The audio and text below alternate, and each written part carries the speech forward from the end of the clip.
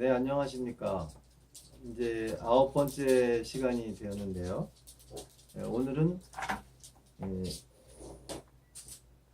소책자입니다. 꼭 알아야 할 기독교 핵심 진리. 원제목은 크리스천 빌립스라고요. 웨인 그루뎀이라는 오래된 분은 아니고요. 최신 분입니다.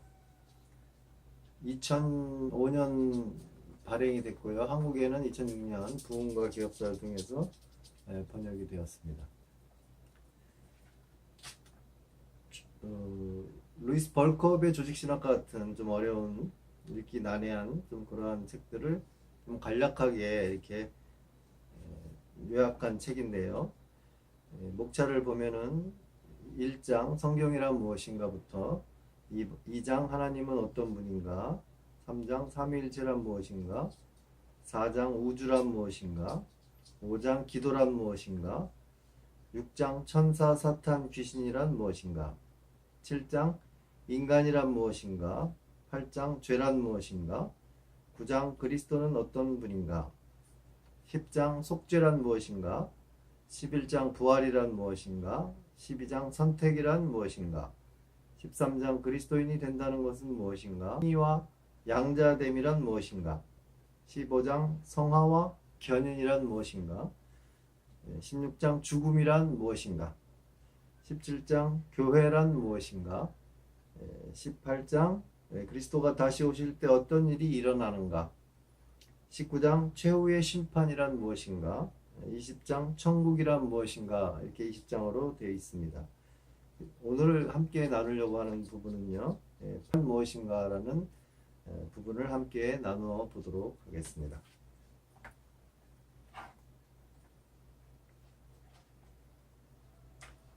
8장 죄란 무엇인가? 죄는 모든 것을 파괴합니다. 우리는 하나님이 원래 계획하신 대로 살지 못하고 있고 하나님이 원래 계획하신 세상에서도 살지 못하고 있습니다. 죄는 우리 안에 있는 하나님의 형상을 훼손합니다. 우리는 우리가 하나님께 지음 받았을 때 나타났던 그 완전함을 더 이상 나타내지 못합니다. 죄 때문에 모든 것이 원래 의도된 대로의 참 모습을 잃어버렸습니다. 성경에 나타난 인류의 이야기는 하나님이 망가진 세상 속에서 사는 망가진 인간들을 고치시는 이야기입니다. 그것은 하나님이 세상 속의 여러 가지 죄의 결과를 극복하시는 이야기입니다. 소제목 죄의 정체. 죄란 행위, 태도, 본성 면에서 하나님의 도덕법에 따르지 못하는 것을 말합니다. 하나님은 성경 전반에 걸쳐 여러 곳에서 당신의 도덕법을 제시하셨습니다. 그런 예 가운데 하나가 출애굽기 20장 1절에서 17절에 나오는 십계명입니다. 죄가 하나님의 도덕법에 어긋나는 행동이라면 출애굽기 20장 13절에서 살인하지 말지니라고 말하고 출애굽기 20장 15절에서 도적질하지 말지니라고 말하는 것은 이치에 맞습니다. 그런데 죄는 하나님의 도덕법에 어긋나는 태도에서도 발견이 됩니다. 출애굽기 20장 17절에서 내 이웃의 집을 탐내지 말지니라, 내 이웃의 아내를 탐내지 말지니라고 말하는 것도 바로 그런 까닭입니다. 죄는 우리의 본성, 즉 우리 자신의 본질을 이루는 내적 성품에서도 발견이 됩니다. 바울이 예수님을 거부하는 이들은 에베소서 2장 3절에 본질상 진노의 자녀라고 말하는 것도 바로 그런 이유에서입니다. 하나님은 본성상 영원히 선하십니다. 하나님의 전 존재는 하나님의 도덕법과 완벽하게 일치합니다. 그러므로 하나님의 도덕법에 어긋나는 것은 무엇이나 하나님의 성품, 즉 하나님 자신과 어긋납니다. 하나님이 죄를 싫어하시는 이유는 죄가 하나님의 모든 것적으로 모순되기 때문입니다. 소제목 죄의 근원. 죄는 하나님과 완전히 모순되므로 하나님은 죄를 지을 수 없습니다. 또한 우리는 결코 죄로 인해 하나님을 비난하거나 하나님이 죄에 책임이 있다고 생각해서는 안 됩니다. 신명기 32장 4절에 그 공덕이 완전하고 그 모든 길이 공평하며 진실무망하신 하나님이시니 공의로우시고 정직하시도다. 하나님은 악한 일을 바랄 수도 없습니다. 하나님은 악에게 시험을 받지도 아니하시고 친히 아무도 시험하지 아니하시기 때문입니다. 야고보서 1장 13절. 그러나 성경은 에베소서 1장 11절에 하나님이 모든 일을 그 마음의 원대로 역사하시는 분이라고도 말합니다. 그래서 어떻게 보면 하나님이 죄를 세상에 들어오도록 정하신 것처럼 보이기도 합니다. 죄가 세상에 들어왔을 때 하나님이 놀라신 것도 아니고 죄가 하나님을 이긴 것도 아닙니다. 그와 달리 하나님은 도덕적인 피조물로 하여금 자기 뜻대로 죄를 짓기로 선택할 수 있도록 작정하셨습니다. 이 두 진리를 하나로 묶는 것은 신학에서 가장 어려운 문제 중에 하나입니다. 따라서 우리로서는 이 시대를 완전히 이해하는 것은 누구에게든 능력 밖의 일임을 인정하고 이 문제의 본질적인 신비의 요소를 남겨놓는 것이 건전합니다. 이 문제에 신비로운 부분이 있다는 사실을 인정하면 이 주제를 놓고 불필요하게 과열된 논쟁을 벌이는 일은 피할 수 있을 것입니다. 아담과 하와가 불순종하기 전에도 죄는 사탄과 귀신들 속에 존재했다가 이후에 인간의 결정을 통해 인간 세계로 들어왔습니다. 하나님은 아담에게 창세기 2장 17절에 선악을 알게 하는 나무의 실과는 먹지 말라고 말씀하셨습니다. 그래서 아담과 하와가 그 나무의 실과를 먹었을 때 창세기 3장 6절 그들은 하나님의 계명을 직접적으로 어긴 것입니다. 하나님도 사탄도 그들에게 그 나무의 실과를 먹으라고 강요하지 않았습니다. 그들이 자기 뜻대로 그렇게 했고 자기 뜻대로 하나님께 죄를 지은 것입니다. 그 결과 아담의 본성은 죄악으로 가득하게 되었습니다. 죄는 아담이 본성적으로 저지르는 일이 되고 말았습니다. 아담의 죄는 또한 우리가 죄성, 즉 선천적으로 하나님과 하나님의 도덕법을 거스리는 본성을 물려받는 원인이 되었습니다. 바울이 이렇게 말한 것도 그 때문입니다. 로마서 7장 18절에 내 속 곧 내 육신에 선한 것이 거하지 아니하는 줄을 아노니 에레미야가 이렇게 말한 것도 그 때문입니다. 만물보다 거짓되고 심히 부패한 것은 마음이라 누가 능히 이를 알리요. 예레미야 17장 9절의 말씀입니다. 다윗이 이렇게 말한 것도 그 때문입니다. 시편 51편 5절에서 내가 죄악 중에 출생하였으며 모친이 죄 중에 나를 잉태하였나이다. 시편 58편 3절에도 악인은 나면서부터 곁길로 나아가는 것도 그 때문입니다. 우리가 죄를 짓기 쉬운 성향을 물려받았다는 것은 우리가 더 이상 악할 수 없을 만큼 악하다는 뜻은 아니지만 적어도 죄를 지은 이후의 아담처럼 우리 스스로는 하나님을 기쁘시게 할 만한 아무 일도 할 수 없다는 뜻입니다. 우리 자신 안에는 적으로 선한 것이 아무것도 없습니다. 그러므로 우리는 하나님 앞에서 어떤 영적인 선도 행할 수 없습니다. 인간적인 관점에서 보면 우리도 선해 보이는 일을 할 수 있을 것 같지만 하나님이 보시기에 우리의 의는 다 더러운 옷 같습니다. 이사야서 64장 6절의 말씀. 우리의 전 존재는 죄의 영향을 받습니다. 우리의 지성, 감정, 욕구, 마음, 목표, 동기, 심지어 육체까지도 그렇습니다. 이 모든 것이 죄로 인해 생겨난 부패와 파멸에 종속되어 있습니다. 우리의 행동, 태도, 본성은 모두 우리를 죄짓게 합니다. 우리는 아담의 죄성만이 아니라 죄가 낳은 죄가도 물려받았습니다.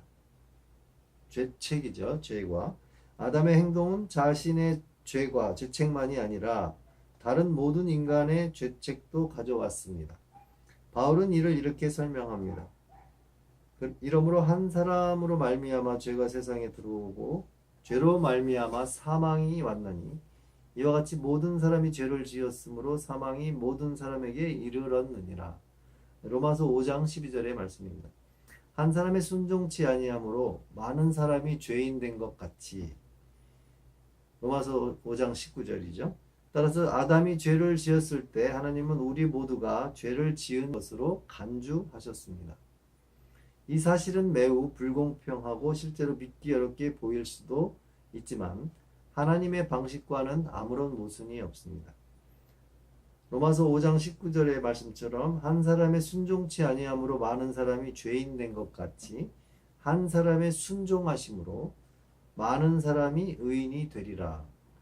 하나님은 인류를 유기적인 전체, 즉 인류의 머리인 아담으로 대표되는 한 몸으로 간주하십니다. 마찬가지로 하나님은 로마서 5장 19절에서 분명히 밝히고 있듯이 그리스도인들로 구성된 새로운 인류도 유기적인 전체, 즉 그 머리인 그리스도로 대표되는 한 몸으로 간주하십니다. 우리는 첫 번째 명제를 받아들여야만 두 번째 명제도 받아들일 수 있습니다. 우리가 아담의 죄 때문에 죄인으로 간주된다는 것은 믿지 않더라도 우리 모두는 태도나 행동에 있어서 하나님의 도덕법을 어겼음을 기꺼이 인정할 수 있을 것입니다. 그러므로 우리 모두에게는 죄가가 있고 우리와 하나님과의 관계를 바로잡을 방법이 필요합니다. 복음이란 곧 하나님이 세상을 계획하실 때 우리의 개인적인 실패가 다른 누군가의 공로를 통해 만회될 수 있도록 하셨다는 것입니다. 우리의 개인적인 불순종은 누군가의 순종으로 바로 잡을 수 있습니다. 우리의 개인적인 죄도 누군가의 무죄함으로 벗겨질 수 있습니다. 소제목 죄의 영향.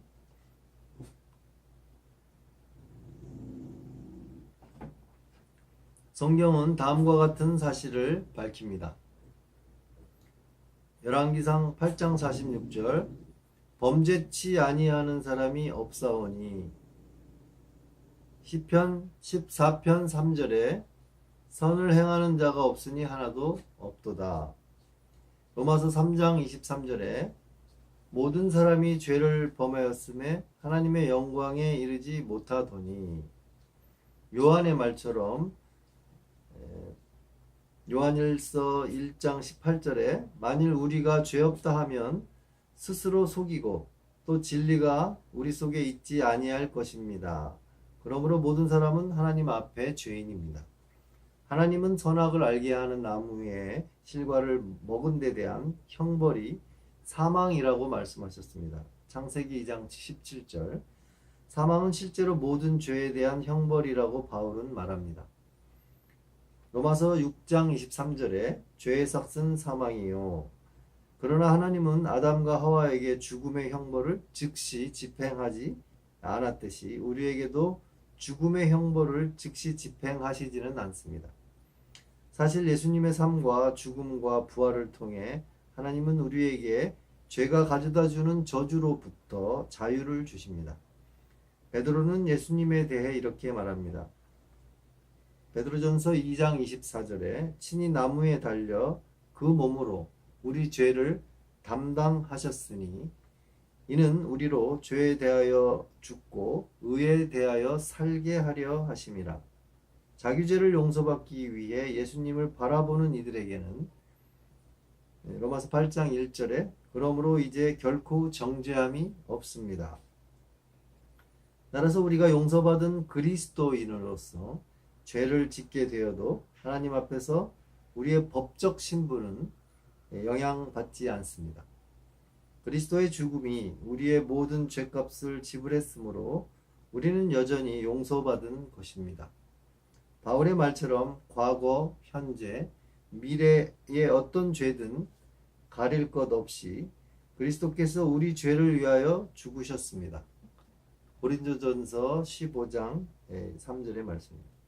요한은 우리 모두가 죄를 지었다고 말하지만 우리가 죄를 지은 순간에도 우리가 지금은 하나님의 자녀라고 단언합니다. 요한일서 3장 2절. 죄는 하나님과 관계된 우리의 지위와 신분에는 아무런 영향을 끼치지 않지만 하나님과의 교제에는 영향을 끼칩니다. 하나님이 우리의 죄로 인해 근심하시기 때문입니다. 이로 인해 주께서 그 사랑하시는 자를 징계하심으로 히브리서 12장 6절의 말씀입니다. 우리 삶 속에 하나님의 징계가 임하는 경우가 자주 있습니다. 이런 사랑의 징계는 우리의 유익을 위하여 그의 거룩하심에 참여케 하시려는 것입니다.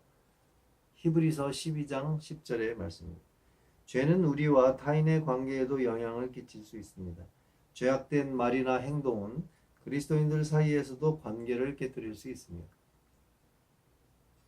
그리스도인도 모두 여전히 죄를 짓습니다. 그렇지만 그리스도인이라면 장기적으로도 하나님의 도덕법에 갈수록 더 불순종하는 생활 방식에 동참해서는 안 됩니다. 하나님께로서 난 자마다 죄를 짓지 아니하나니 요한일서 3장 9절에 죄를 습관적으로 지지 아니한다는 내용이죠. 그러나 어떤 사람이 죄를 습관적으로 지으면, 즉 회개하지 않고 불순종하는 생활 방식을 지속하면 그는 결코 구원에 있어서 예수님을 진정으로 신뢰하지 못할 것입니다. 다시 말해 그의 죄악된 생활 방식은 그가 결코 진정한 그리스도인은 아님을 보여주게 될 것입니다. 이와 달리 그리스도인들은 죄를 지을 때 하나님께 자기 죄를 진지하고 신속하게 자백해야 합니다. 그렇게 할 때 우리는 하나님이 미쁘시고 의로우사 우리 죄를 사하시며 모든 불의에서 우리를 깨끗게 하실 것임을 알게 될 것입니다. 요한일서 1장 9절의 말씀입니다. 네, 오늘은 이 웨인 그루뎀 소책자 크리스찬 필립스의 총 20장의 목차 중에서 8장인 죄란 무엇인가라는 부분을 함께 나누어 보았습니다. 네, 오늘은 좀 짧게 시간이 되었네요. 길지는 않은 내용이라서 내용도 쉽고 이해하기가 좀 편하실 줄로 압니다. 자, 오늘은 이 웨인 그루뎀의 꼭 알아야 할 기독교 핵심 진리 중에 한 챕터를 나누어 보았습니다. 다음에는 10번째 시간이 되겠네요. 그때는 또 다른 내용을 가지고 다시 찾아오도록 하겠습니다. 네, 감사합니다.